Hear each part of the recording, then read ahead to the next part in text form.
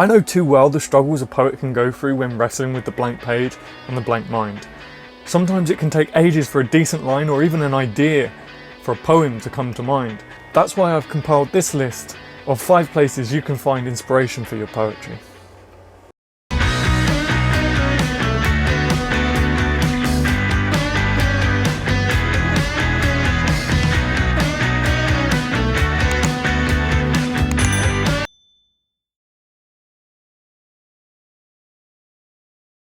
A huge thank you to my Instagram followers for sending in video suggestions. This is my second video at their request, so I hope that you find something useful out of it.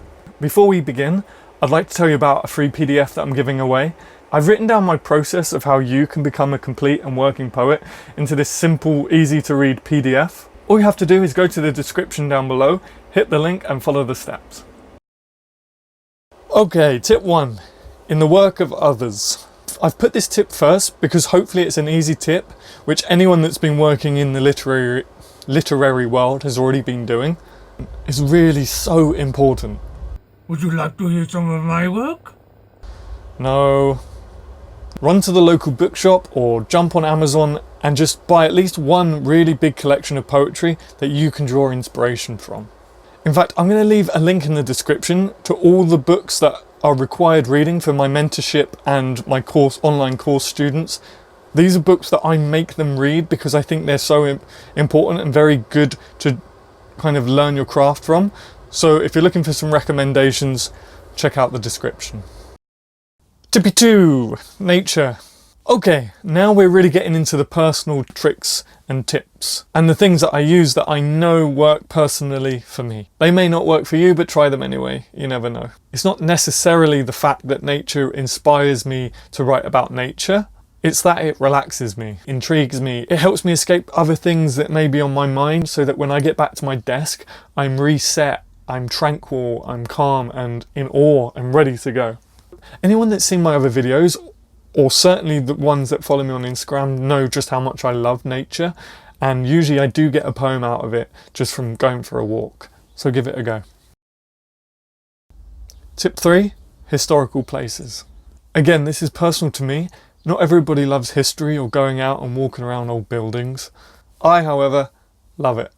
History is another interest of mine, and learning about other people and their stories is what makes me a storyteller myself. This may not help you with creativity as such, but it's one of the things that helps me find inspiration in people, which then motivates me to push past any writing blocks. Of course, if the place invokes something inside of you, you can always go and find a quiet corner to write a great poem about the place you're in, or the people that used to inhabit it, etc, etc.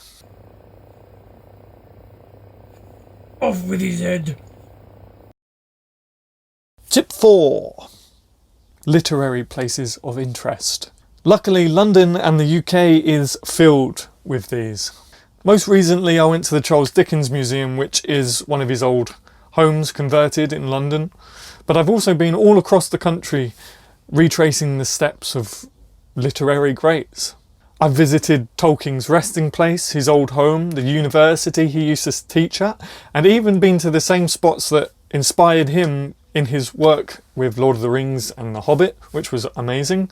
You can scroll back through my Instagram feed and find pictures and posts that I did of that, if you have any sort of inkling of an interest for that. I've also done the same for William Shakespeare in Stratford and in London, because I live in London, so there's so much for me to see. Again, it's always an inspiration to think that these great writers once stood in the same spot I'm now standing in, and usually when I get home I write pages of words. In my opinion, there's nothing better for a struggling artist than learning about other great artists and the great things that they did to push you on to work even harder. 5. Documentaries. I guess there's a fine line in finding inspiration and finding motivation. Taking a day out to watch documentaries about all the great poets and all the great writers usually fills my creative tank with inspiration and motivation that will last me for months. I'll leave a handful of my favourite documentaries in the description below. So, the next time you hit a creative block and can't get anything onto the page, or you just feel like you can't be bothered and there's nothing you can do to get past this block, don't panic. Try one of these tips, or all of them, and you'll walk away feeling revitalised. Another important thing to remember is that you and I may be completely different, and what helps me may hinder you. Make sure you experiment with ideas and see if you can find something that will help you.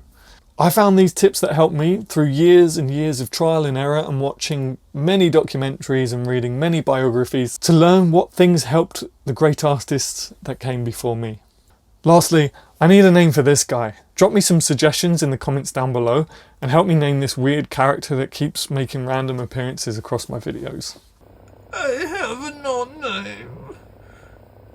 My name's Adam Gary and I'm a writer and a poet. I have numerous collections of poetry for sale across the internet. The easiest place to buy one would probably be Amazon, unless of course you want a signed copy which you can grab on my official website. I also sell jumpers like this and blah blah blah blah blah. The links for all that kind of will be in the description down below. If you like this video, please hit the like button and subscribe and turn on notifications for more videos like this. If you like this video, please hit the like button and don't forget to subscribe and turn on notifications because I post every Tuesday. Also follow me on TikTok and Instagram if you want to be my friend. I'll see you next week, beautiful people.